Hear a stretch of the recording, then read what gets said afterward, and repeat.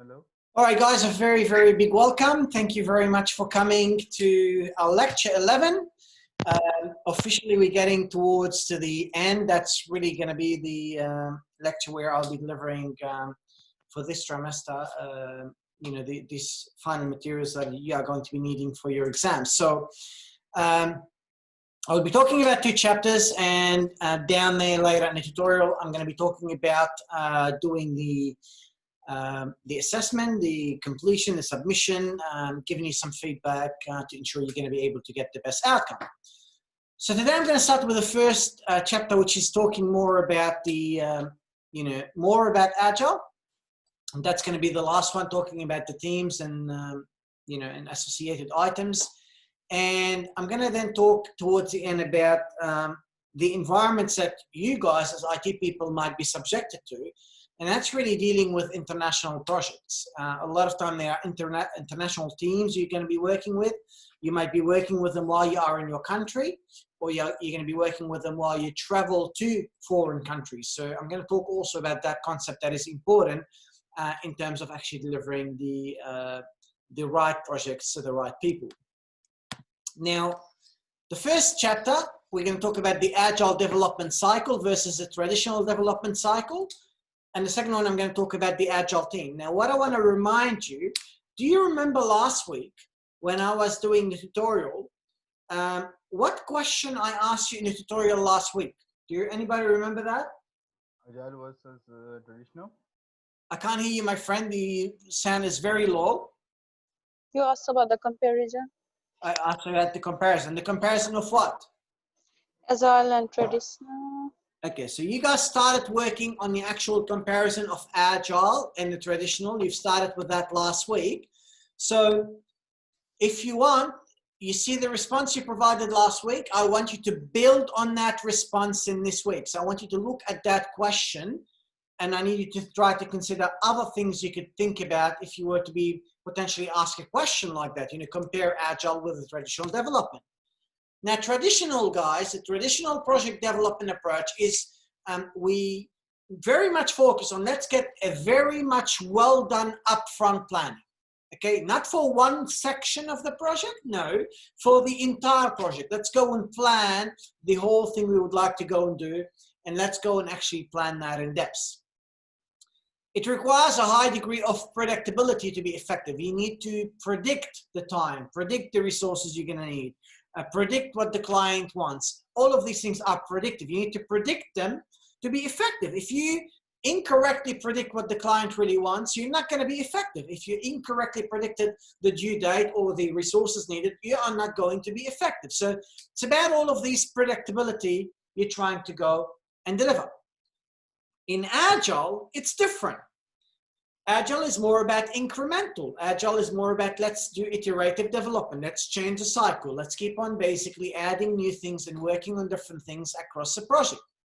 Ideal for exploratory projects involving requirements discovery and technology testing. We don't know about them. We're going to discover them. Let's go slowly. Let's go and engage in that discovery to be able to go and reach the outcomes we would like to go and reach. So there's a lot of collaboration. And when I talk collaboration, the team needs to be collaborative and much collaboration must happen.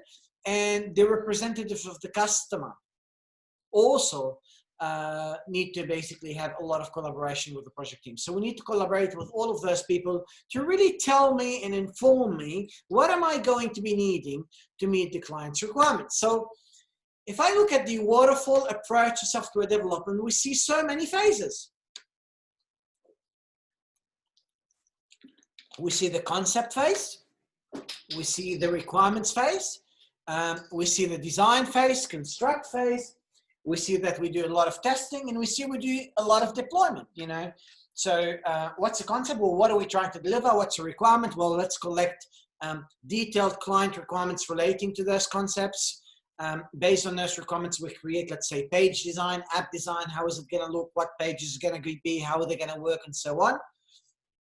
Construct are about doing the work, and testing are about, let's test if things went correctly. And deploying is about, let's go and release it to the client. So these stages or these phases fit across various stages of the actual project. You know, we spoke about there are various stages in the actual project. We spoke about, you know, initiation stage and so on. These phases fit with various stages relating to the actual delivery of project. Now let's talk a bit more before we talk about the phases. You know, traditional project management. If I tell you about comparison, well, what can you compare? Design must be done up front for traditional. In Agile, the design is going to be continuous. I told you, you focus on one item and you provide an example. That's if you get asked a question, you focus on one item. It could be this specific line and you give examples. You know, fixed scope, it is not changing versus a flexible scope. Again, you can give an example. We focus in traditional on providing a deliverable. Now, deliverable could be requirements collected. Now, if I say requirements collected, I haven't really released any feature to the client. I just finished a step or an important step in my project. That's what I call a deliverable. But in reality, in Agile, I'm not delivering just a deliverable. I'm giving you a feature. I'm giving you something that I'm going to release to you. You're going to be able to go and use as a client. In traditional, we're going to freeze design as early as possible. What do you want? You want this? That's it. We finished? You sure? That's it. It's frozen. That's it. We're going to move on. Agile, we're not really freezing the design early. Keeps on changing and changing and changing as we move along with that project. With traditional, there's low uncertainty. Why? Because we've planned everything up front. We knew the requirements up front. We've done everything up front. So really, there's no uncertainty. We really know what we're doing from the beginning.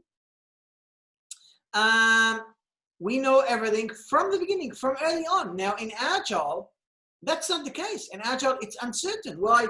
Because as long as the project is actually in progress, as long as we are going to continue adding requirements, as if you want business people, if those requirements are going to add value for our project. When we talk about traditional, no change, no change. You want change, we're going to have to go and make a change request. In contrast, in Agile, we're going to embrace the change.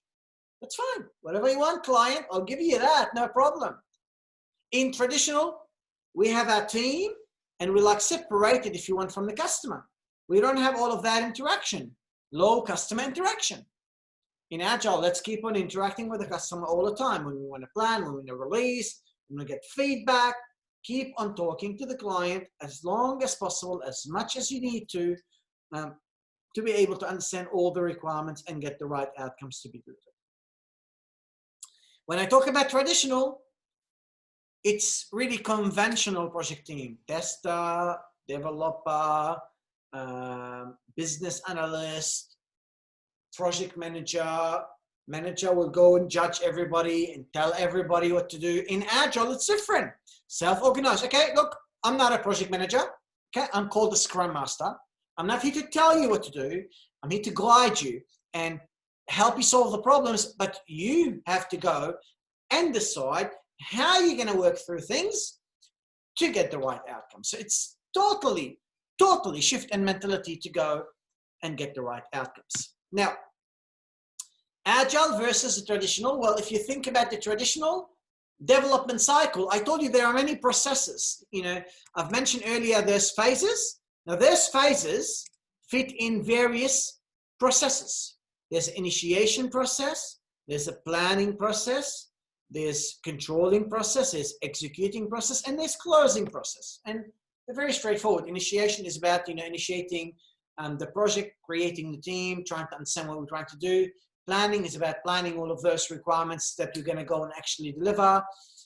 Executing is about implementing that plan. Closing is we finished the project. Let's close all of these, you know, resources and whatever. Let's finish the whole thing. Let's deliver the stuff to the clients. And controlling is something that happens all the way throughout the project. You know, control the conflict, control the change, control the client, control the emails, control the communication. That happens throughout the whole project. But if you see, this is a traditional cycle, And if you look here, this is the agile cycle. Now, agile, you see, okay, initiation, planning, all right, executing. Initiating, planning, executing. Initiating, planning, executing. And that's what happened, and you consecutively keep on having all of that outcome. Eventually, we finish everything. You close the project only all the way towards the end. You close it. And again, you see that the controlling is happening all the way through from the beginning all the way to the end. Now, what does that mean from a delay perspective? Like if let's say someone comes to me today and say, all right, Mr. Project Manager, all right, Mr. Scrum Master, I would like to go and have more requirements to go and be delivered. Now, what does that actually mean? Well, we need to think what it means from a delay of time to get something delivered. What does it mean from a delay of time from a traditional perspective? And what does it mean from a delay of time in an agile perspective? Now, from a traditional perspective, if somebody comes to me at this point here and say, all right, I would like you to go and make some change, like here, they come to me and say, I want to make a change. In the red, I start replanning at this stage. I replan here. This is different. And I planned from the beginning, but then someone came here and said, we need to go and make a change. So I replanned. Because I replanned, my execution is no longer finishing here. My execution is starting after and is going to go and finish later.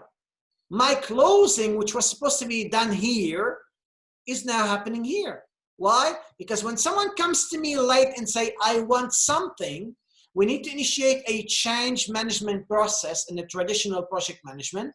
This change process is, I want to evaluate what did you ask me to go and create as a client? And what I do from there is I have to change my whole plan. So the plan that I've already worked so hard to create and to implement has actually changed.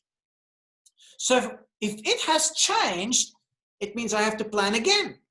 So the plan will change, which means implementing the plan will change, which means closing the project will change, which means my project due date or delivery, which was here, has changed to become all the way now towards the end. So that's what happened when somebody comes to me in a traditional project management setting and say, I want you to go and deliver for me more things. Now, if we go and think about the agile environment, it's a bit different. Somebody comes to me, I'm initiating process sprint 2, I'm planning and I'm working on a sprint. Somebody comes to me in sprint 2 and say, all right, I found out something, man, it's a big, big problem. So what's the problem? So the requirements change. We just discovered that there's something really important we need, which is more priority than something else we were considering working on in the next sprint. So you say, yeah, no problem, that's fine. So you've put it as a right priority? She says, yeah, I've put it on the backlog and I've put it as a high priority. No worries. So what we're going to do now, this change that you just told me about in sprint 2, I'm going to go and plan it to be delivered for sprint 3. So we're still working on what we're working in sprint 2. We haven't changed. We haven't changed a due date. We haven't changed anything. Simply what we've done, we knew that your requirement has changed. We knew that the backlog priorities of item has changed. So the item that you moved to be on the top priority is this item here. So what do we do with it? Simply, we go and have the initiation planning, but we work on implementing that item that you've requested in sprint 2 and you reprioritize. We'll go and simply work on it in sprint 3. Nothing has changed. Something else become a low priority and something becomes a high priority. That's all what you're doing. And really, that's going to help you to still go and get the outcome you would like to go and get. So that's in relation to go and comparing the timelines. What effect is going to go and happen when we're going to go and make a change to the actual item we're trying to go and deliver. Now, I'm going to just ask you a question, and remember, please, that I always want you to just give me the thumbs up. So I want to ask you, is everything clear so far? If everything is clear, you just need to give me the thumbs up, and I'll be able to know that everything is clear and you guys are following. So thumbs up if you have no questions and all good. All right, Sayed, Ranjit, Aman, Bidur, Bishesh, Parashar, Niraj. Any questions, guys? Arjun, Samita? So no questions. All right. Let's continue. So guys, the customer and the management feedback after each sprint really provide us the opportunity. And that opportunity is, let's go and think about what does the client wants. Let's think about the effort we required before we're going to go and actually commit any change. Let's go and actually reprioritize the backlog and reprioritize what is important at that specific point of time. Now, we talk about the agile team. We talk about the business owner. The business owner will be dealing with a lot of stakeholders in the business. HR, marketing, whatever. All of these stakeholders. The stakeholders and the business owner, well, actually, if you're on the stakeholders, will communicate with the business owner, and the stakeholders will tell the product owner, what do we want? The product owner is the one who goes and have that backlog and understand the stakeholders' requirements and insert all of these requirements in the backlog. The product owner will communicate with the business owner so that the business owner knows what we're working on and provide feedback. The Scrum Master, who is supposed to be guiding this Scrum team, will also be communicating with the actual owner. The owner want to know how we're progressing, want to know are there any issues, want to go and solve any problems we might be experiencing at any particular point of time. The Scrum Master will be dealing with all of this Scrum team. Development, testing, whatever they are, we're going to have to go and deal with all of these things. The Scrum team and the product owner need to be dealing with SMEs, which is subject matter experts. I might be needing a system that is going to make HR much more efficient.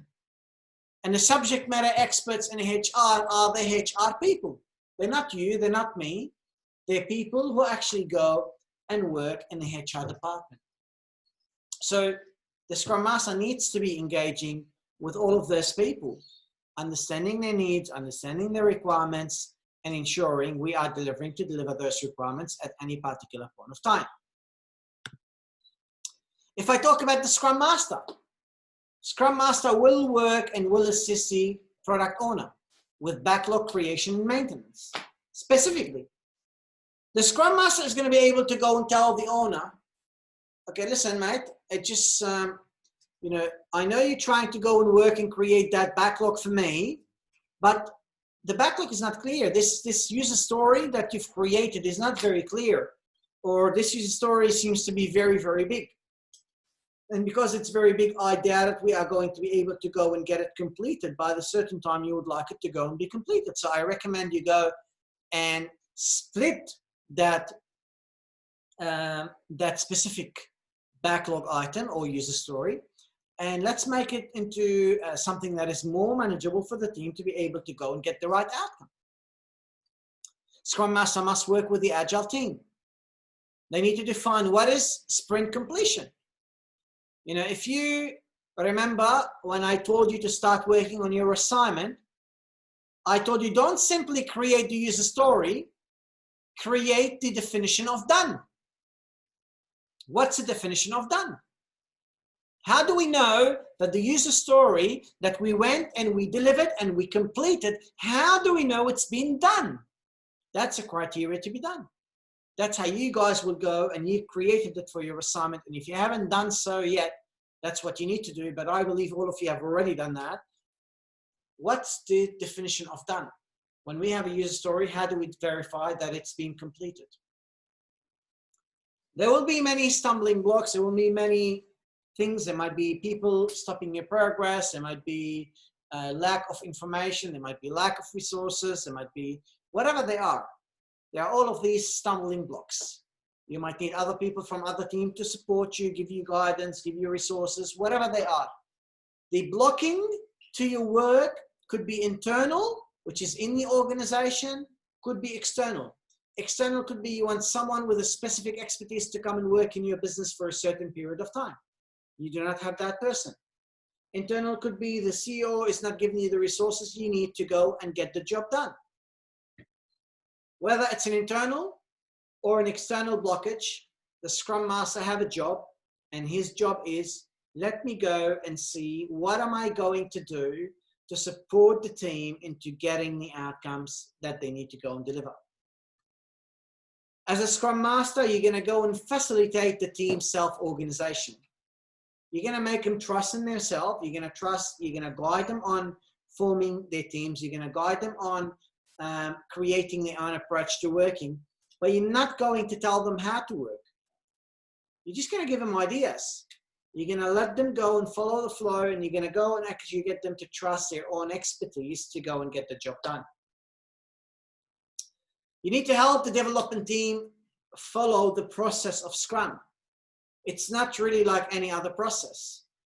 Now, how are you going to be guiding all of those people on implementing a Scrum process if you yourself don't know the process? You need to understand the Scrum structure. You need to understand the importance of mentoring everybody else. You need to be willing to teach and mentor everybody else. All of this as part of your job as a Scrum Master.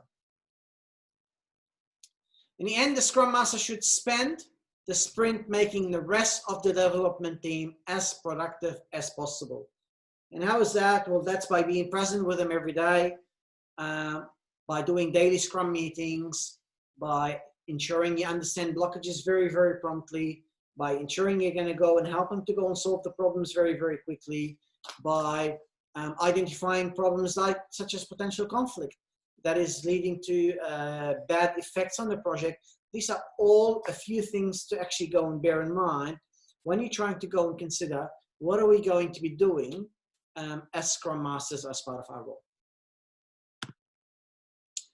Now, sometimes companies choose to go and put one Scrum Master to work across more than one team. Now, if we put one Scrum Master across more than one team, there are issues associated with that. Why? Well, the development team won't have access to the Scrum Master throughout the life cycle. They might have access to him, but not fully have access to him, which means at time, they might be needing the Scrum Master's effort and focus at that time, but he might be working and focusing on another part or another project that is actually taking all of his attention, because your project, for example, or your task might not be at a stage comparing to the other project that is just about to go and be delivered. If you have one person working on more than one domain and more than one sprint, he won't be able to have that expertise on each one of these sprints. And if he won't have the detailed expertise about every one of these sprints and that domain expertise specific to that sprint, how is he going to be able to go and mentor other people who are supposed to go and be working in a team and contribute to creating the right outcomes? The Scrum Master must have a daily Scrum meetings with his team. And in that meeting, he's going to have to identify issues. He's going to need to identify what they've done yesterday, what are they doing today, and what are the problems and difficulties they are experiencing. Now, if that's the case, and you were to go and do that, what's going to happen is you're going to go and, let's say, attend 3 meetings after each other. One at 9, one at 9:15, one at 9:30, let's say. You're going to have to go after that to email all of these issues. First of all, you need to track every issue from every meeting. Then you need to go and prioritize all of these issues across more than one Scrum teams. And you have to say, well, which of my 3 teams are more important to me at this stage? So you're not really committed to one Scrum team and that's all your focus. You're splitting your focus and saying, well, I now need to go and decide which one of those teams I like the most or are in need for me more than other people at that particular stage of time. Another thing is, you kill the notion of self-organization and teams, locus of control, resulting in a lack of ownership. If you're going to be closely associated with every one of these teams, that's mean the team don't feel they are in control of making all of these decisions.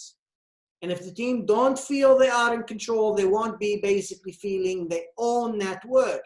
And if they don't feel they own that work, it is very hard for you to get them to go and commit to delivering that work into the best possible way they can. Finally, if I am a Scrum Master and I'm managing 3 teams, and I know,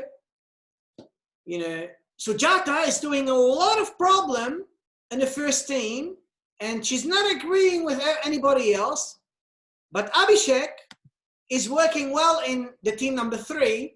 But what I do, I have to move Abhishek to put him in team 1, Sujata put him in team 3, which is going to go and create all of these issues when it comes to how cohesive the team is going to be working. Abhishek is not used to working with team 1, and Sujata is not used to working with team 3. Is that an example, or like you're saying that as it That's is for definitely an example. Okay. What? Is there something I don't know about? No, sir. There's nothing. So that's just simply something that basically goes and becomes an issue. You basically create uncohesiveness because, well, you have all the 3 teams saying, oh, what's going to happen if I just move one person across? It's not going to be an issue. But same here. I'm not sure if this is this class or another class. Someone came to me last week and said, oh, I need to move my team. So I can't move your teams. Why? Well, because it's week 10. The assignment is due next week. If I'm going to move you, I'm going to affect this team and I'm going to affect that team. That's what we call about cohesiveness. It's going to take time for that cohesiveness to go and be redeveloped.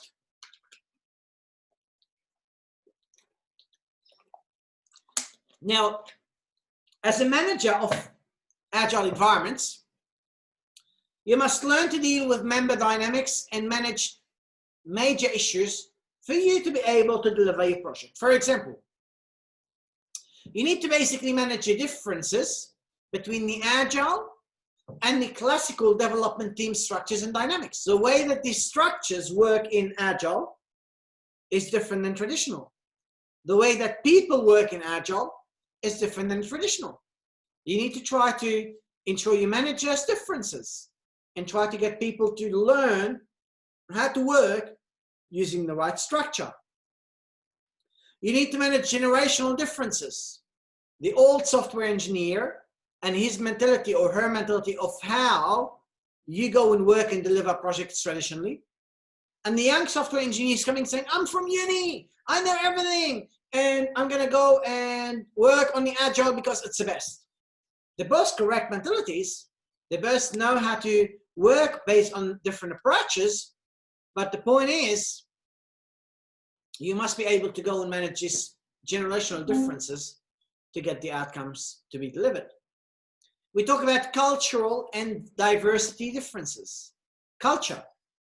Someone from Australia and someone from Nepal and someone from, Saudi Arabia. They're all people, they're all great, but they have different cultures. They will have some misunderstandings. So I'll give you a very small example. I used to always use a language, like if I'm going to ask someone, like I'm going to actually ask a question. Bidur,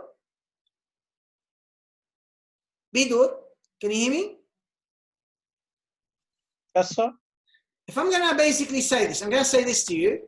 If I say, can you go to the supermarket for me? Okay. No. If I ask this question, can you go to the supermarket for me? Do you feel that's an order, or do you feel that's a kind request? Order. Order. Now, this is a very different perspective from my understanding. That's a problem I suffered with in Australia for a long time. I used to be working with people and say, can you do this for me? And in my country, when you say that in my language, it's like a direct translation from my language to the Australian language. In my language, it means, could you please, like I'm asking you, could you go to the supermarket for me? Like I'm asking you, I'm not ordering you. In my culture, that's how it is. It's like I'm asking you, would you be able to do it for me? You could say yes, you could say no. In Australia, if I say, could you go to the supermarket for me? A lot of people perceive it to be an order. It's not an order. Now, a lot of people pointed that out to me and I was, well, he said, you're very bossy. And I was, what do you mean I'm very bossy? I never boss you. What are you talking about? So you always tell me this. I was, yeah, but in my language and in my culture, that's what it means. I'm really not meaning to order you or anything. I'm really sorry. That's totally foreign to me. And that's honestly foreign to me. That wasn't even the intention. But if you go and think about, I think you need to think about it from the perspective where you are actually operating. So that resulted in me needing to go and change how I communicate. So if I say, could you please go to the supermarket and do this for me? Is that an order or is that a request? Please means request. It is a request. So that's easy. What did I change? I only changed one word. Yeah, please. You understand? And it is the same. And for me, could you go to the supermarket for me? And could you please go to the supermarket for me? In my culture, it means the same thing. In the culture here, it means something different. And that's why you need to understand these cultural differences. Sometimes you do not intend to go and offend anybody, but you do offend them. Not for intention, but the problem is a lot of time people don't tell you they got offended. And because they don't tell you, you don't have the ability to go and rectify the problem. You never know there's a problem in the first instance. Diversity problems. People from diverse backgrounds, people who are Buddhist or Muslims or Christians or atheists, they're different, thinking, different perspective. They are diverse. People with different sexual orientation, it's diverse.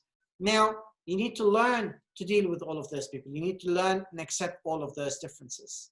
You need to also learn to deal with virtual teams. You are here in Australia, and this is something you guys will get exposed so much to in the IT field. You'll be working in Australia, and you might be working with a team of developers in India. You might be working with a team in Melbourne. You might be working with a team in the United States. It happens. That's all the time it happens in IT environments. And this is all challenges that we need to go and bear in mind and manage to get the right successful projects. So we spoke about these things, the differences. I've just mentioned a lot of them, so I'm not going to spend a lot of time on the next 3 slides. But if you think about the differences between agile teams and classical development teams, well, the teams in agile are self-organizing.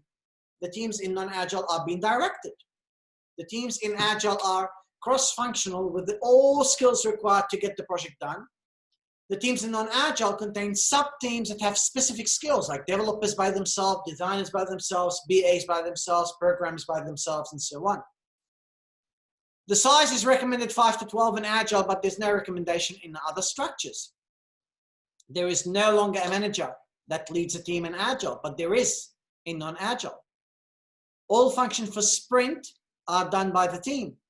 Planning in non-agile is done by the manager. Design and coding and testing are done by specific people. Design is by the designers. The coding is by the developers. The testing are by the testers. So there's all of these specific functionalities that is happening in that non-traditional agile teams. Knowledge and power are collocated throughout the team, creating their own center of authority. But knowledge and power are located within management in non-agile environments. Responsibility and attachments are shared as a wall within the team, but in non-agile, responsibility and commitment are attached only to a single job for project, sub-project. You have that one single thing. In agile, you're not. You actually, every one of you is responsible for getting this whole project to go and be done, which means if your colleague don't do a specific task that needs to go and be done, then what are you going to do? Then I am going to go and guide them, because if that sprint fails because my team member didn't do something, it is the same thing as it means I failed into doing my job. So all of these generational differences, the kind of old guy sees the young people as, people who are 25 to 30s, the developers, they work by the book, they know nothing. And all of these young people see the old people, all what they know is one and zeros, and they don't know how to do things. They're just talking in the old books and they don't know the new technology. So you need to manage all of those differences. The agile manager need to foster respect. Yes, we are different. Diverse, age, religion, whatever it is. Yes, we are different. But how can we respect each other and work together to get the right outcomes? We talk about brainstorming. How are you going to get this generational differences to go and be resolved? Well, let's go and get a lot of brainstorming to go and happen. Let's go and get people who are actually working,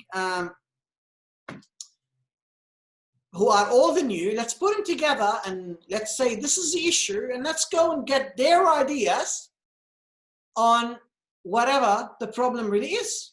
Let's brainstorm what it is. Let's find a solution together. Allow very free-form thinking between the team to come up with innovative way of solving the project or program before them. Don't impose things. You're the old, you're the new. Work together. I'm not going to tell you how to solve it. I'm not going to tell you what to do. It is your job. Please go and get it done. We spoke about cultural and diversity differences. Agile managers must create a team with cultural and diversity difference. You can say, well, if we know, and I'm going to comment on you guys, if you say, well, I'm going to work with everybody from Nepal. My question is why? That's not the best approach. If you can work with someone in India and someone in Pakistan and someone in whatever, that's a better approach. Why? Because there's different ideas. You're not simply merging with the stuff you know. New ideas, different ideas. You might have different skill set. You might have more experiences. You might have more experience with innovation. You might have more improved approach of working efficiently. So you need to learn to incorporate all of those people. Now, someone just joined me now. Come on, guys. It's 3:40. Please come early. You need to go and get a lot of collaboration among different diversity groups. It doesn't matter if we're different. We might be different in terms of who we are and what we believe in and so on. But we are shared in terms of what is the objective we're trying to do. And in the IT environment, it's about that project we're trying to go and deliver to our clients to meet the right potential outcomes. Virtual teams. You will be working with people who are, geographically dispersed. You're going to have to create an atmosphere of collaboration. You're going to have to create an environment of cooperation. You need to go and make the people who are somewhere else, could be your contractor, could be whoever they are. You need to try to create an environment where they feel they are part of the team. Because if they do not feel they are part of that team, they won't feel included. They won't feel appreciated. They won't feel you consider that what they have to offer for your team is valuable. And if you don't have everybody fully absorbed, fully committed to go and get the right outcomes for your project, then it is unlikely you are going to be able to get the best possible, most efficient outcomes you're trying to go and deliver. So you need to be very, very careful on getting the best outcomes by including everybody, making them feel part of the team, making them see that you appreciate that they're different than you, and you are respecting their ideas and allowing them to share all of their expertise to maximize the benefits we are going to be achieving for the project. Ladies and gentlemen, this brings the conclusion for the first chapter I would like to go and cover today. I'm going to just ask you a question now. Do you have any questions? And if you have any questions, you can say them. If you don't have any questions, you can just give a thumbs up again, and I'll move on to my next chapter. So, do you have any questions?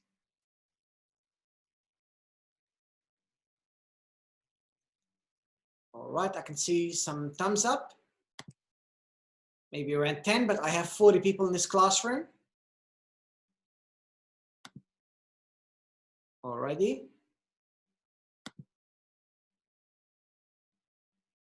All right. I'm gonna move on to the next chapter. Guys, I'm gonna ask you this question.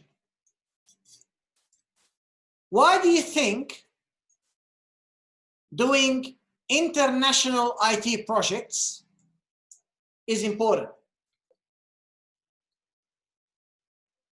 Why is doing international IT projects important?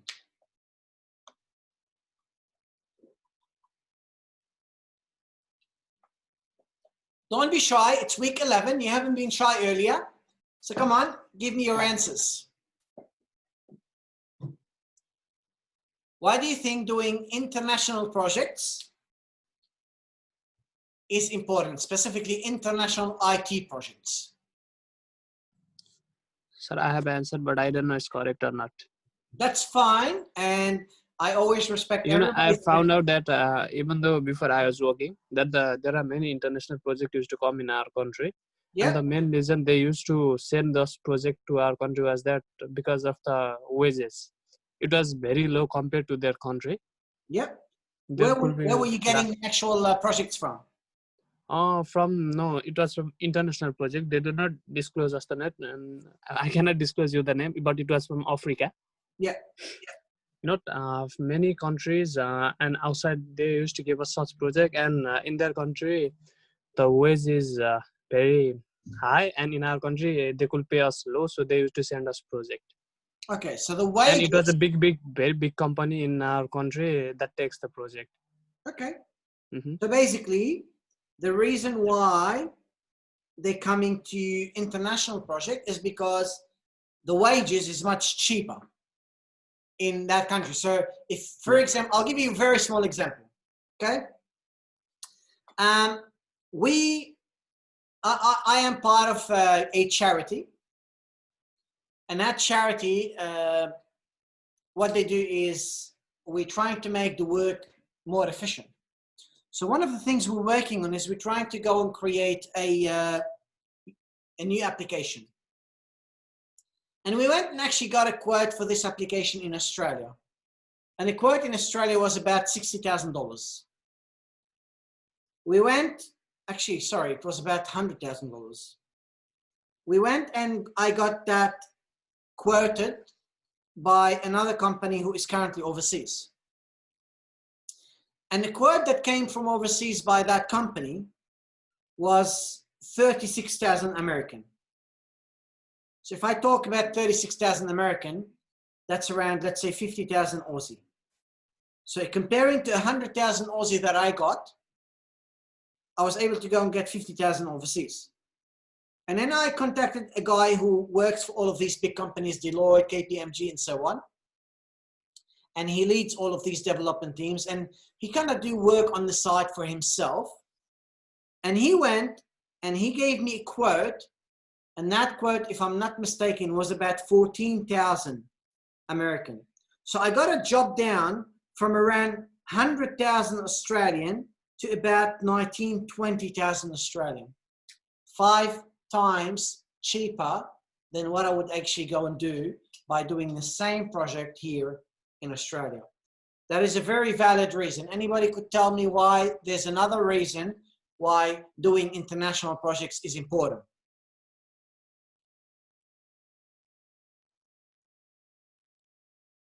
Anyone else? Come on, don't be shy, please. Abhishek? Yes, sir. What do you think? Sorry, so what was the question? Come on, Abhishek. You're eating again? Come on. No, sir. Okay. I'm drinking protein shake, by the way, so sorry, sir. That's okay. The question is, Yes, why sir. is it important to Yeah. have international IT projects? Don't know, sir. Maybe. What do you think? I'm thinking, sir. Okay, anybody else knows while Abhishek is thinking? I have a response. Yeah, well, Regina, that's correct. So that's one of the reasons to be cost effective. Another reason other than wages.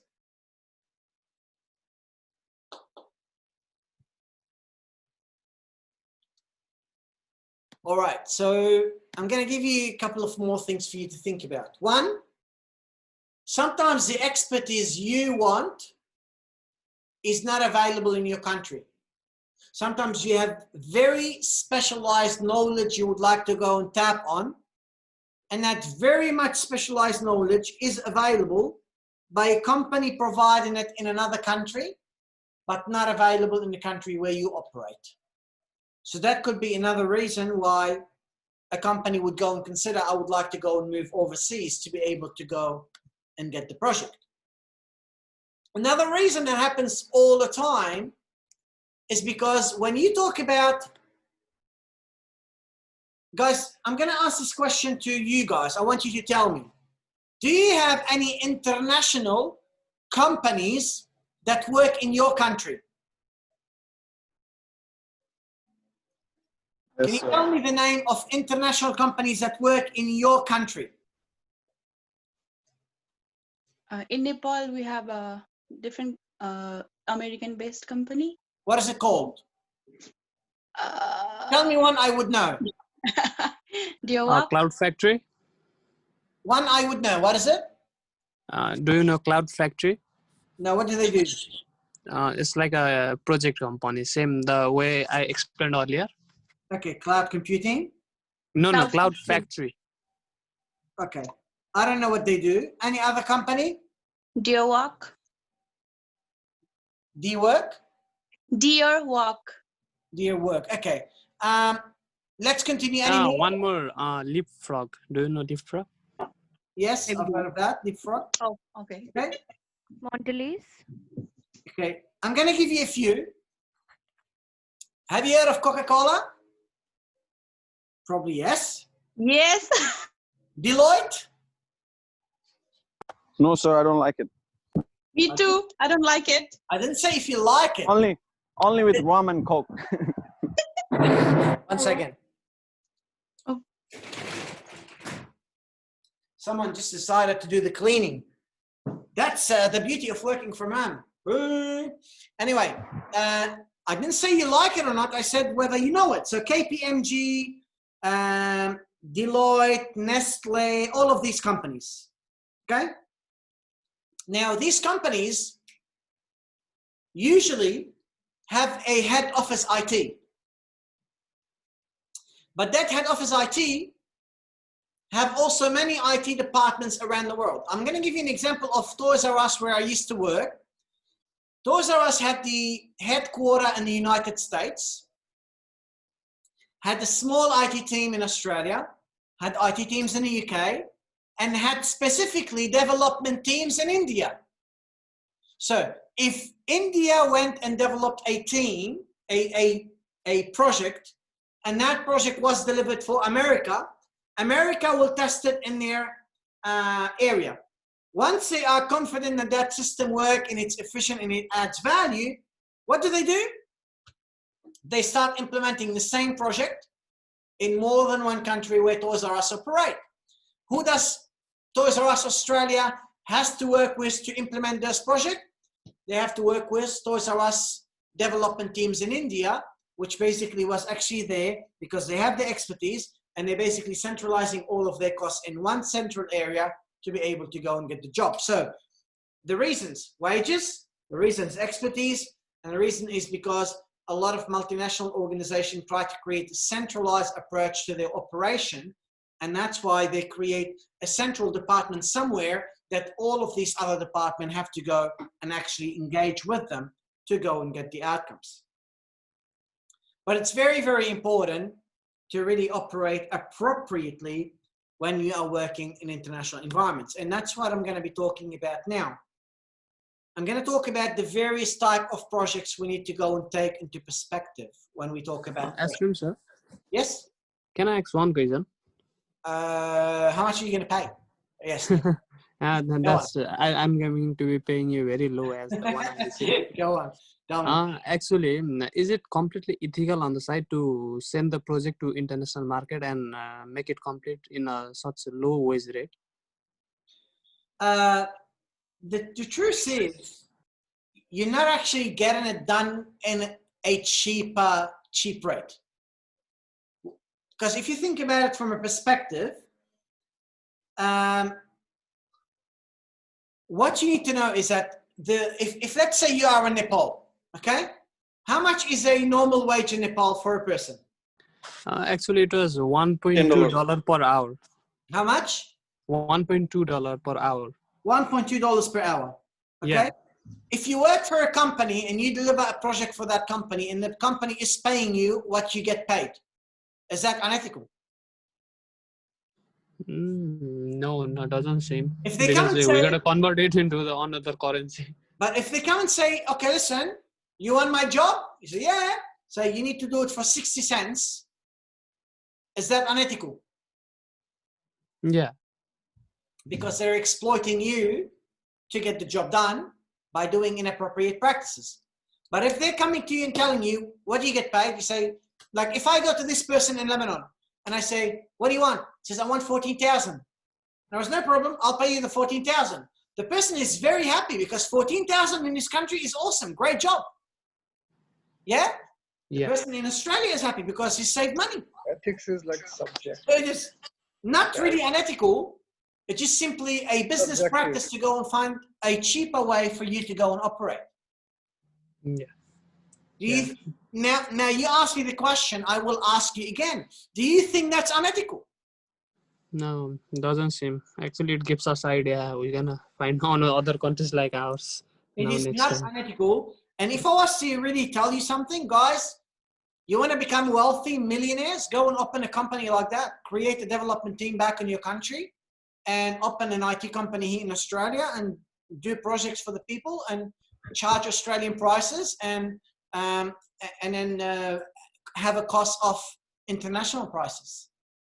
Because what you could do, and that's what a lot of companies do, instead of paying, let's say, $1.20 per hour, they say, oh, you're in Nepal, I'm going to pay you $2 an hour. So they look after you. So they save money and they give money to the people. So you elevate the standard of living for people in your country also. And that's what a lot of people I know do. From engineering to IT to accounting. So many people do that, guys. And you'll be able to earn a lot of money. And to answer your question, it is not unethical. Now, we're going to talk about the various type of projects. There's local projects, there's international projects. We're going to talk about the international assignments. So I go and say, all right, Sujata, I like how you're always happy and always smiling and it's awesome. And I'm going to send you to go and have a project in, let's say, the United Arab Emirates. That's a new project, international assignment. All right, so yes. Yes, let's go. So we go and have,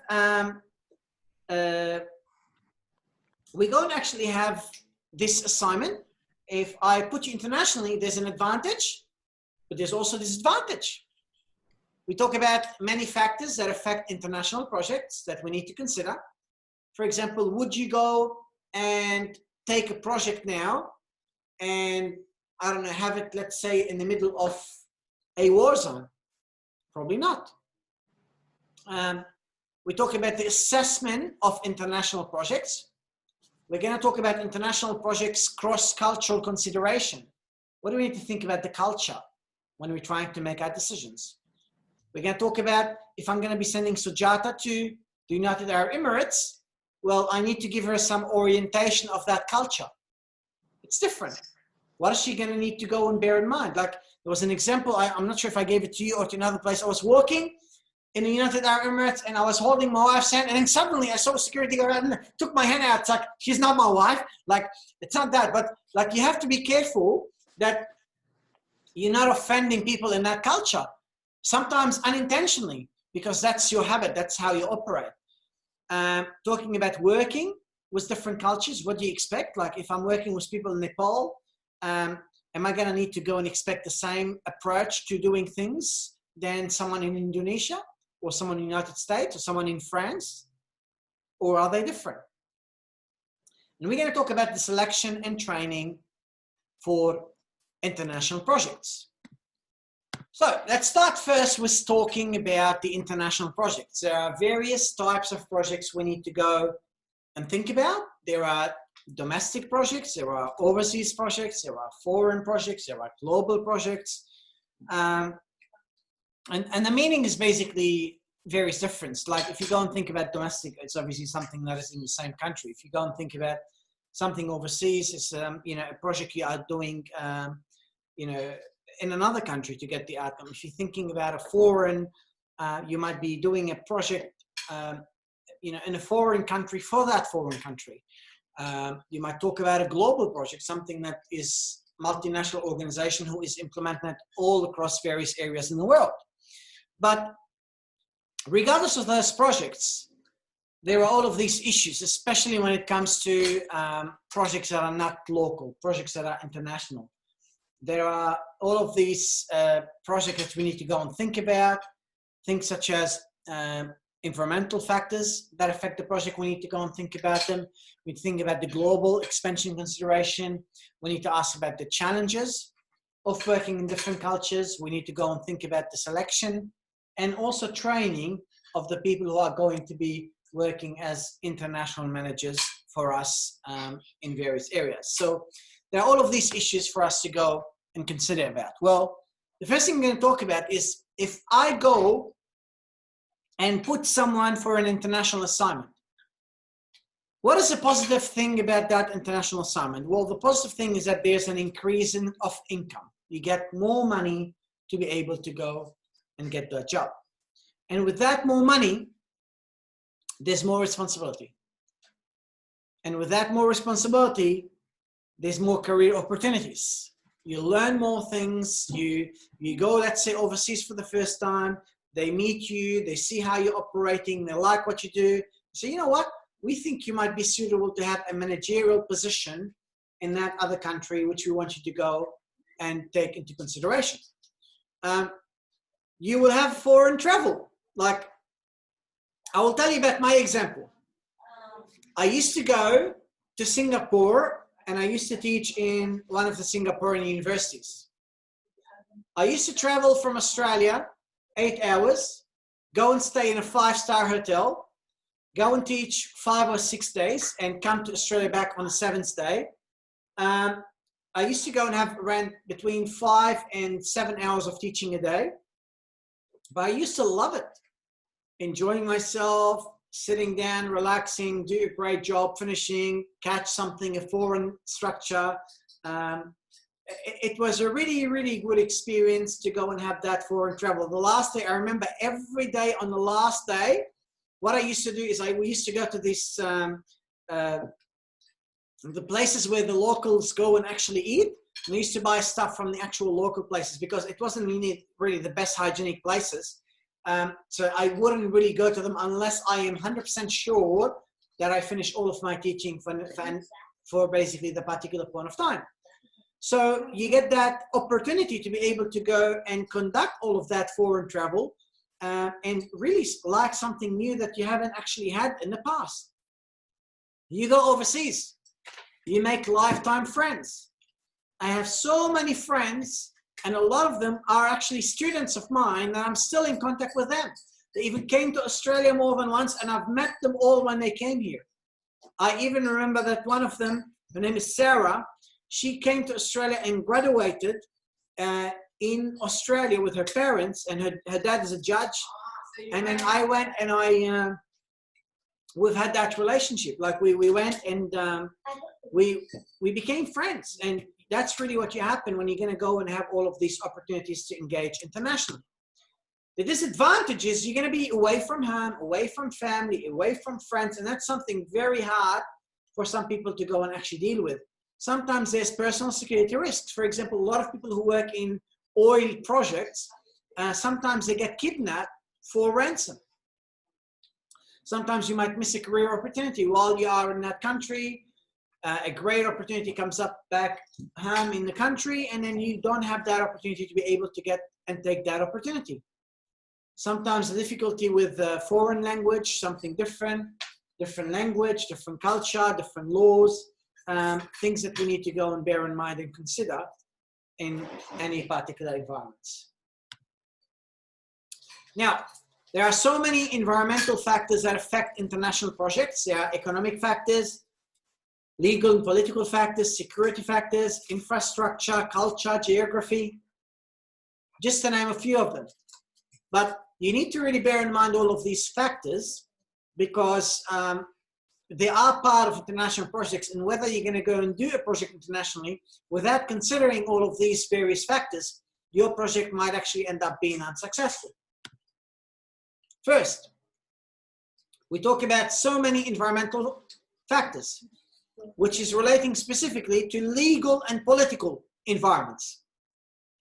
Is the country where you're going to be operate, is it stable? Are the laws and regulation supportive of having an international project coming and actually operating in the area? Is there a lot of government, state, and local bureaucracy that stop you from getting the project being delivered? Is there a lot of interference from the government that stop your progress? Or is there a lot of support that they give you to help you go and get the right outcomes? We talk about corruption. Sometimes you cannot get something that's said to be accepted in a country. Let's say you cannot go and get a project to be approved unless you engage in a corrupt behavior that's going to go and bribe some people. Well, the question is, should you engage with such a project? Or should you simply say, it is not part of our ethics, we should not go and do it? Think about security, international terrorism. You can think about a lot of people who go and actually, pirates who go and steal ships in the middle of the sea and ask for ransom. You think about national and local security. Is there a lot of crime? There are some countries where the city is called the city of crime.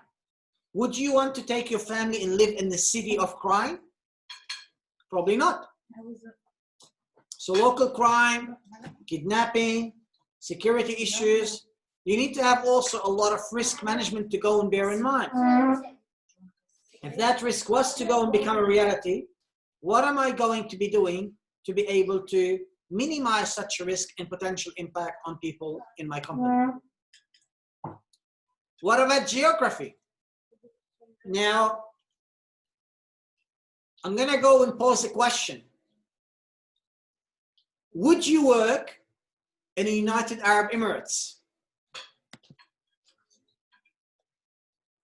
Would you work in the United Arab Emirates? Yes or no, and why? Anyone? Because Yes. of multicultural society and Yeah. also the wages and tax benefit as well, because many engineers from United States. I can't hear you enough, Aman. Yes, because of the multicultural society and the tax benefit. So you would work there, yeah? Yeah, of course. Love to. Okay. Anybody wouldn't work there?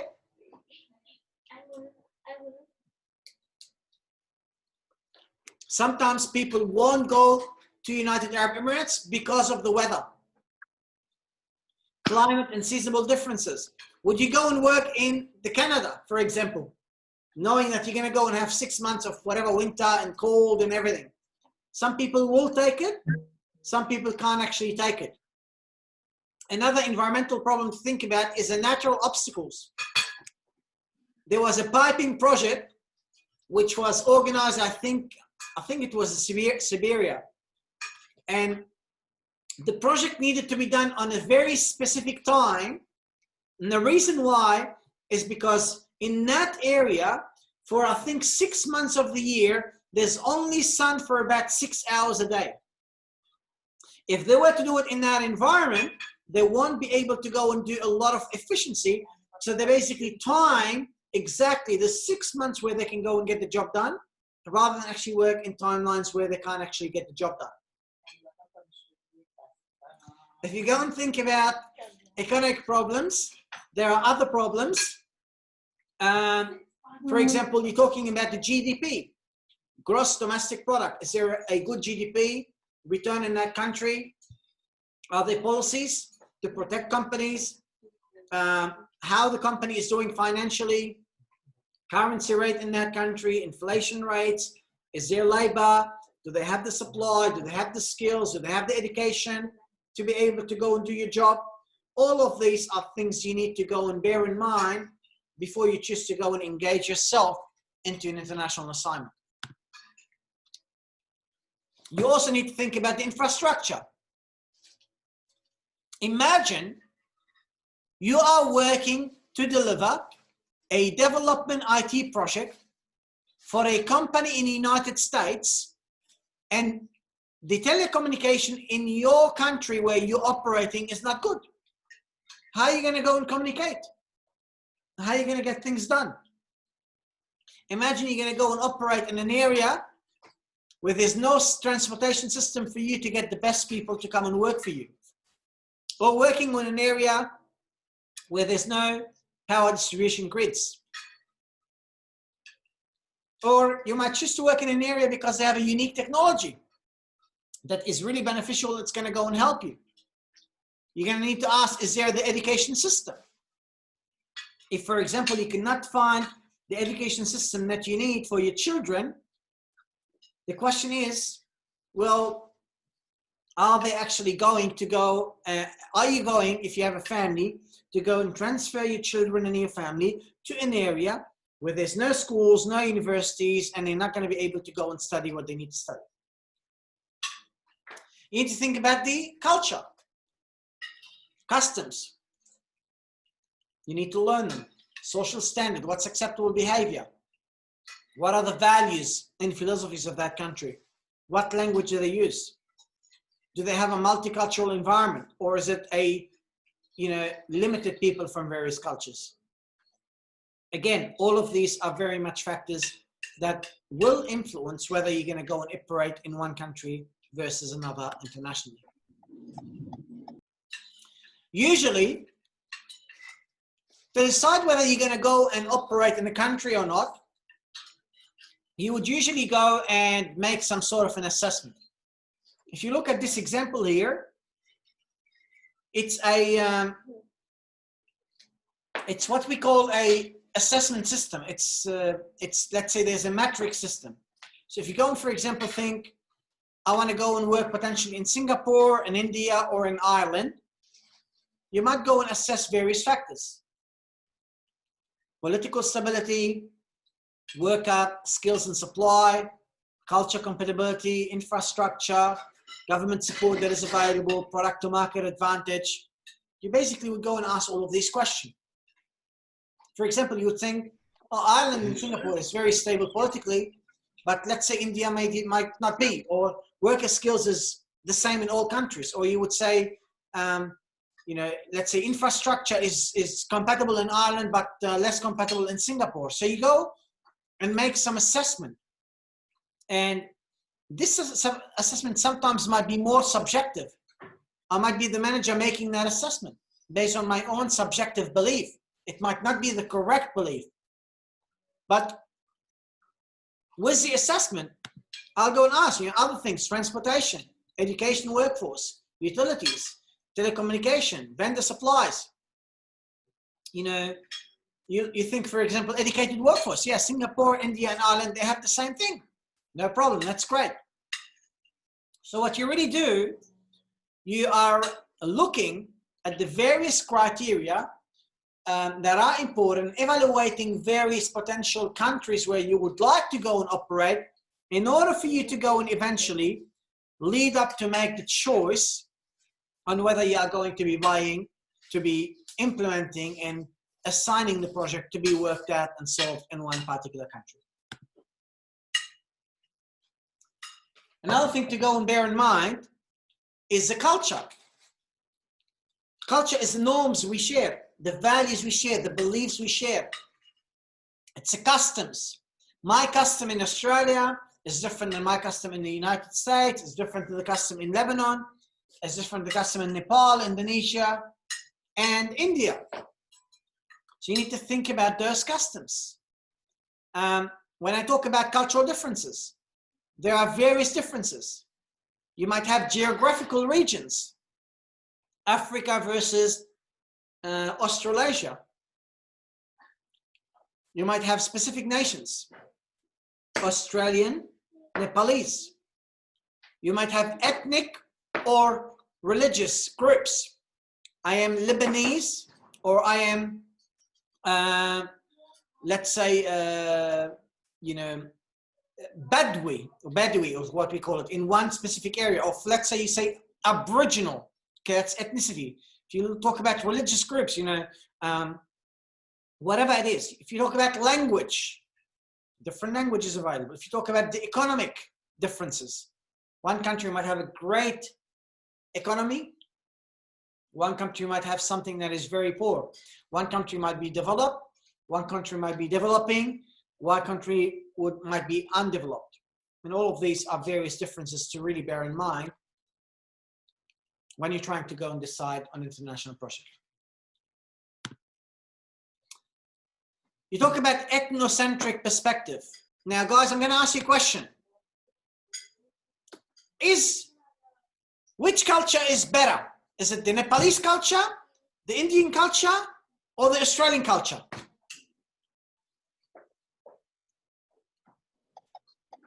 What do you think? Which culture is better? Indian, Australian, or Nepalese? Without doubt, sir, Nepali. Nepalese. Okay, what else? Just joking, sir. All culture, No, but cross culture. If I'm talking about the majority will say, well, it's Nepal. Definitely, Nepal is the best culture out of all of them. And the truth is, this is what we call ethnocentric perspective. And that perspective is the tendency to believe that your cultural values and your way of doing things are really better than everybody else. Now that's sort of focus doesn't work in practice. You cannot conduct business in Australia in the terms that you would use in Nepal. You have to understand the environment where you're operating. You cannot create stereotyping. You cannot say all Australians are bad or all people in the Middle East are backward. You cannot say that. This is what you call stereotyping. You have to have an open perspective to culture.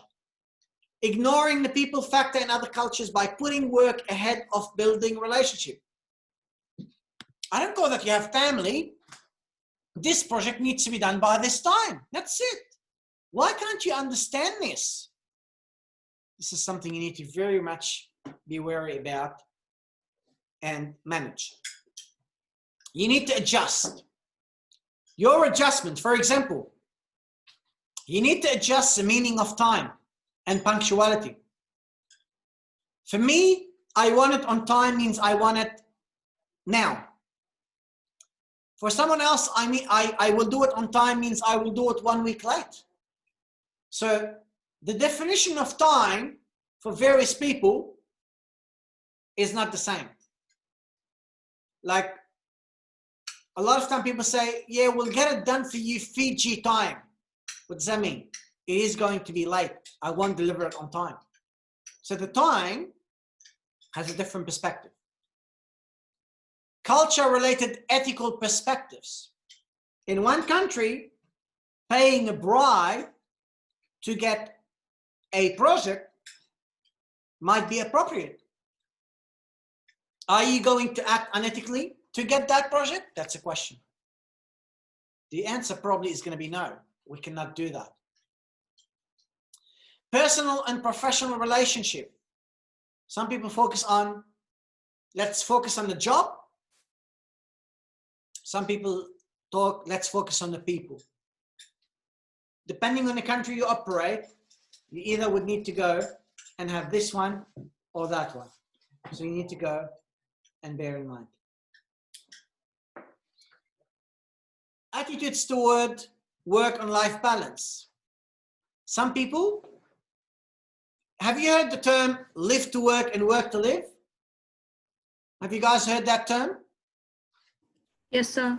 Are you living to work or working to live? Really, how is your life sounding? Is it sounding as you're living to work or you're working to live? Be honest. Does your life sound as working to live or living to work? Living to work. Living to work. That's really the perspective that tends to happen for all international students, where I was one, by the way. But that perspective is a perspective you need to try to get rid of as soon as you can. Because you need to enjoy your life also. So some countries are very much focused on being relaxed and working to live. Some countries are more about living to work. And you need to adjust your perspective. Imagine you having the perspective of, I want to live to work. And you go to work in a country where people want to work to live. And imagine the clash you're going to be having into your perspective versus their perspective. It doesn't mean you're wrong. It doesn't mean they're wrong. It just means you guys have a different perspective. You need to find a way to go and collaborate and work together to understand the right perspective.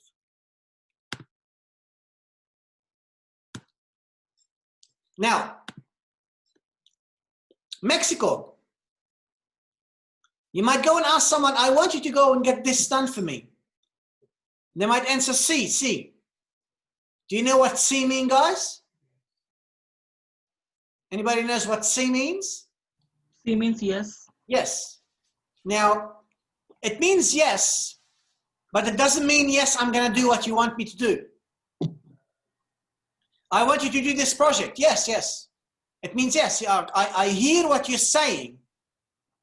I don't necessarily agree that I'm going to do it for you when you want to. It's C. I listen. I understand. But it doesn't mean necessarily I will do the job that you want me to go and do for you. France. Guys, are people in France living to work or working to live? Living to work. The opposite. People in France are very much like to work to live. They like to enjoy their life. They like freedom. They like to have leisure. They want to enjoy their life simply than just actually living to work.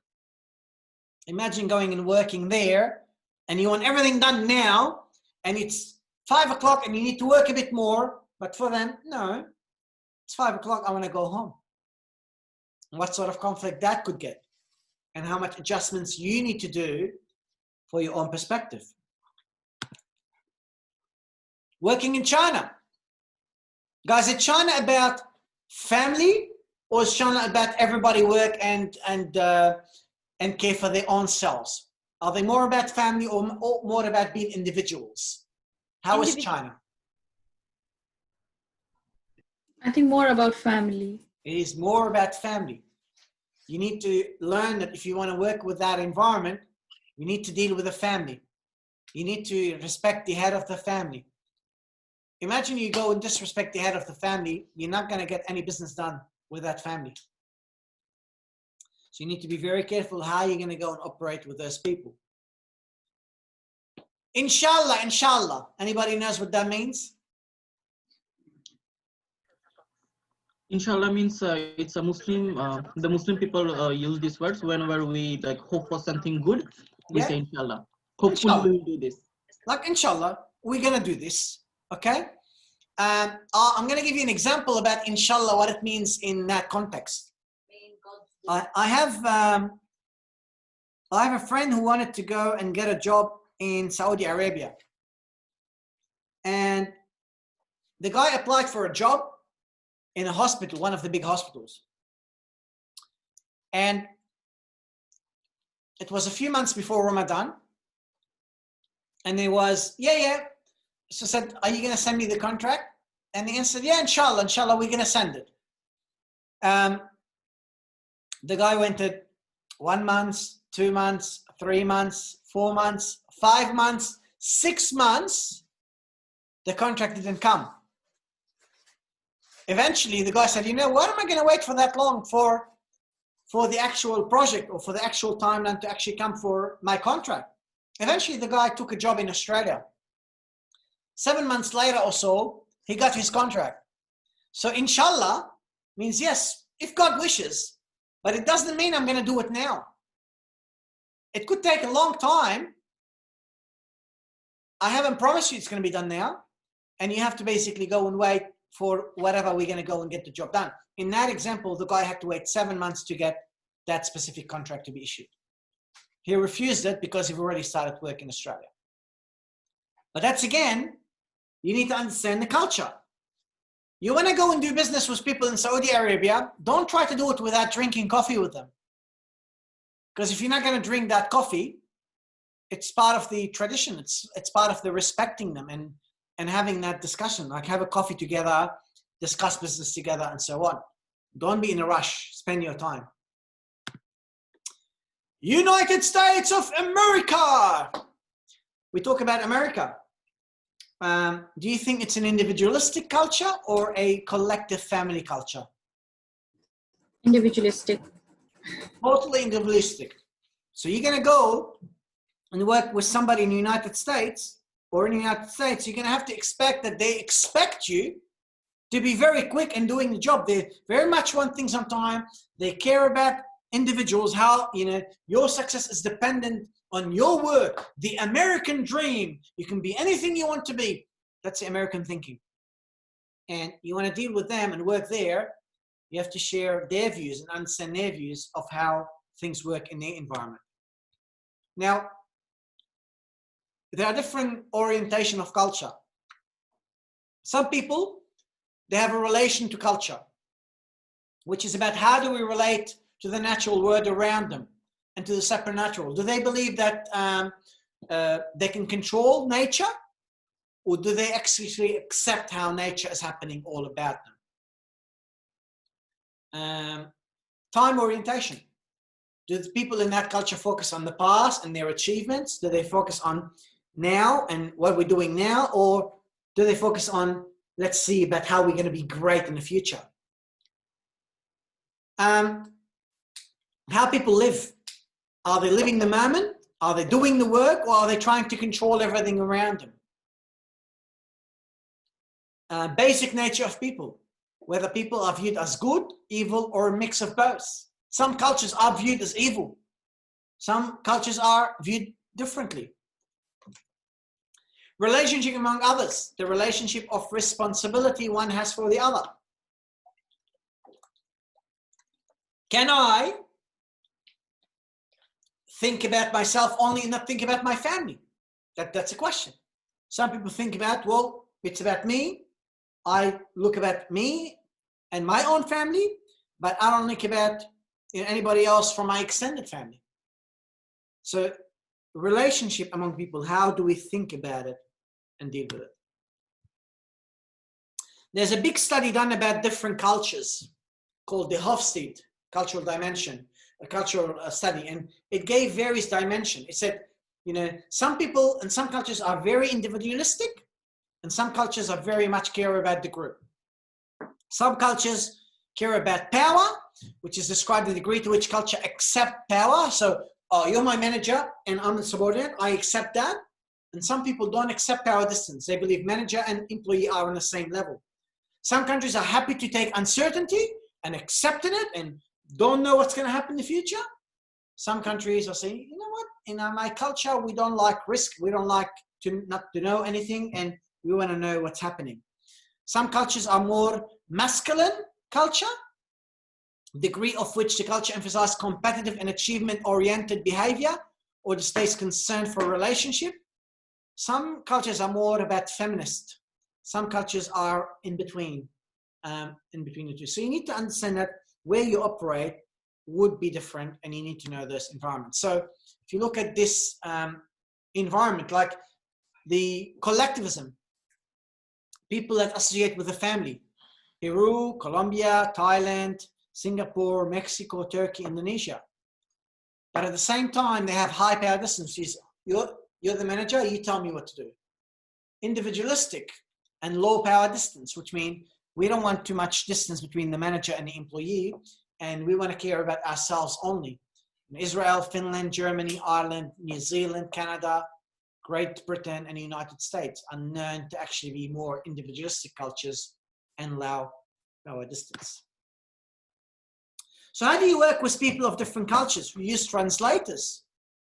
You use social connections. You want to go and work, let's say, in Lebanon? I'm from Lebanon. You say, oh, I know Fadi. He's very great, and I'm going to go and speak to him because he's going to introduce me to people in that country. That's going to make my connection to that country going to be much more easier. So I become your social connection to help you get what you want done. You might go and get cultural advisors and cultural guides. You speak to the advisor, you tell them, okay, how do I expect? They guide you in how you should behave. You learn all of these things. One very, very difficult things that you might experience if you go on an international environment is what we call a culture shock. Now, let me ask you a question, guys. You came to Australia. Did you find the culture very, very different to what you are used to? Or was it the same as your country? Was the culture in Australia what you've expected, or was it different to your country and you was, wow, that's very different? Yeah, that's different. It was very different. Did it take you time to get accustomed to how things are here in this new environment? Not that much because we have pretty much idea from before, so it's okay. You had the idea. You need to go and deal with that shock. It's the feeling of, this is different new. Like, I'll tell you about myself. I came as a student, and it took me like 6, 7 years to actually get accustomed to Australia. It wasn't easy. It actually took a long time. Every time I used to go overseas and come back, it was like I'm going all the way from the beginning to have to go and deal with my feelings. It was difficult. It's really a break in your perception as a person. It's break in your effective interpretation system, which is, you go and you interpret things based on what you have seen in your own country. You say, well, my country is this and I'm seeing this, so this is just too much to me. And sometimes people stick to their own culture because they cannot actually properly go and merge with people of other cultures. When you go into an international assignment, usually you have a high mood. Oh, happy, new assignment, you'd be happy with that. That's great.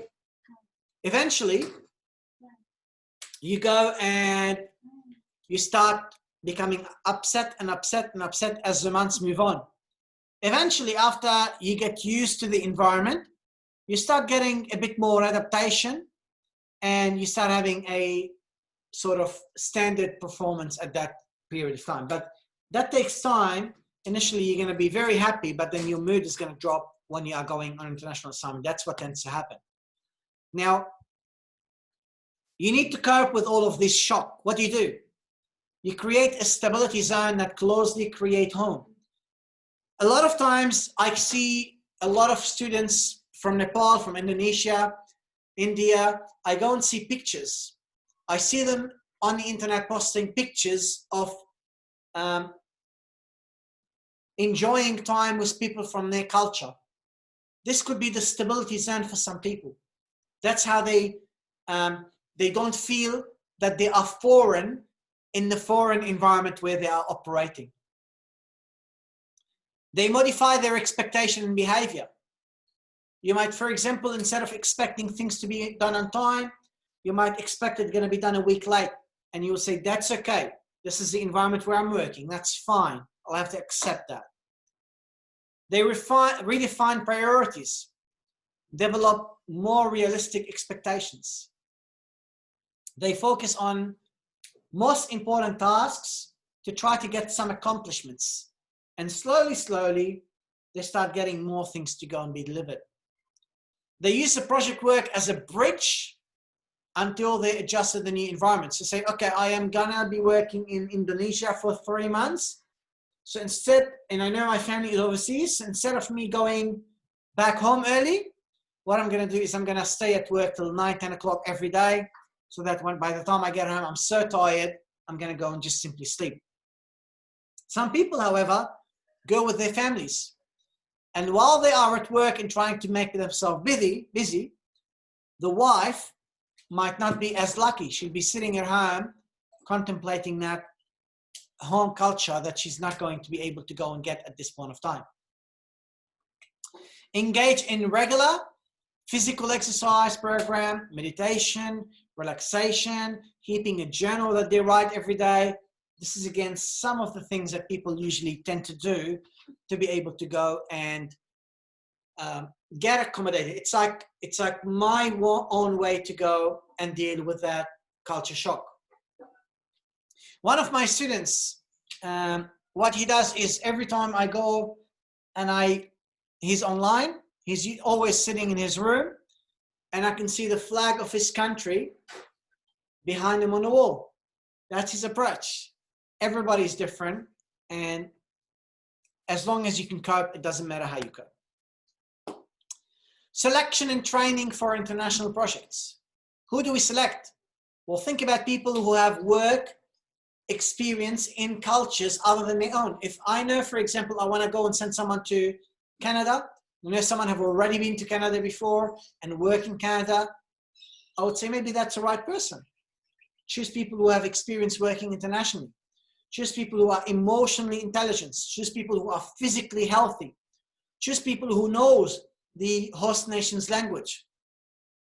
Choose people who might have a recent immigration background or heritage, because they still know the background in that country where you would like to go and operate. Think about people who can adapt and function in a new culture. This is the sort of people you would like to go and implement and use as part of your international assignment. Now you need to train a lot of those people. What do you train them about? Well, you could train them that the religion is different, the way people dress is different, the education system is different, when you're going to go and take holidays is going to be different, what time you can eat is different, family life, you know, is different, business protocols, social etiquette, equal opportunity, and so on. You go to United Arab Emirates. I was with my friend, he is Greek, he was studying there, and it was during Ramadan. And he was, please make sure you don't eat anything. And I was, yeah, that's fine, but why? He said, because it's Ramadan, you cannot eat during this time. Like, you will get a fine. I get a fine. I was, you get a fine for eating? I said, yeah, because we're not allowed to eat during the day. So that's the culture in that environment. That's how they operate. You want to operate, you want to work there, you can't actually go and do there without actually go and respecting the culture where you are trying to go and create an operational environment. So make sure you respect that environment to be able to get the job done. Now, the training that you will actually go and get done will differ, the duration will differ. Some training might be simply, let me go and actually make you a lecture where I give you some information about that culture. It could be very quick. Some environment might be more effective approach, the learning of information and skills that raises the effective responses on the part of the trainee. I might, for example, give you case studies. Tell you, okay, we might go and do this specific thing. This might happen with you. This is a situation. You come into the park, you're walking on the street, you're holding your partner's hand, and suddenly the cop comes and approaches you and tell you what you're doing. What would you say? Or you go and you're driving on the street, and then you would basically just hit by, you know, another car just hit you in the car and you had an accident. And then the guy turned out to be an Emirati. How would you deal with that situation? This is all something you really need to go and bear in mind. Like things that dealing with different cultures, you need to try to learn. We give you case studies, and you start thinking how you are going to go and be dealing with those case studies. Think about the behavioral and experiential approach, a variant of the effective approach technique. Provide the training with realistic simulations or scenarios. I might actually go and send you to go and work in that environment for 3 months. I might give you long training for you to be able to go and actually get the experience, all of these. Now, information given versus effective versus behavioral, the amount of training you give in terms of time will differ according to which of these approaches. Someone who's only going to be internationally for less than a week, just information giving approach might be enough. You might actually go and give them, if they're going to go and, if they're going to be for a month or less overseas, you're going to give them a training for a week. If they're going to be 2 to 12 months overseas, you might give them 1 to 4 weeks training. If they're going to be 1 to 3 years overseas, you might give them 1 to 2 months plus training. So the amount of training you give people goes all the way from low to high, depending on how long they are going to be staying overseas. So the brief approach could be, let me tell you about the area, how it is, give me some information about the culture, give you films, give you books, tell you how to use interpreters, tell you how you survive the language, and so on. A more longer training could be cultural assimilation training, role training, cases, culture shock and shock stress reduction training, moderate language training to help you deal with that longer assignment. 1 to 3 years, well, I have an assessment center, I send you on field experiences, we'll do a lot of simulations, we'll give you extended language training. Basically, we give you more because we know you are going to be in that environment for a longer period of time. That's, ladies and gentlemen, bring me to the end of the important topic of international assignment. Does anybody have any questions before I actually move on to move to the tutorial very shortly? Any questions at all?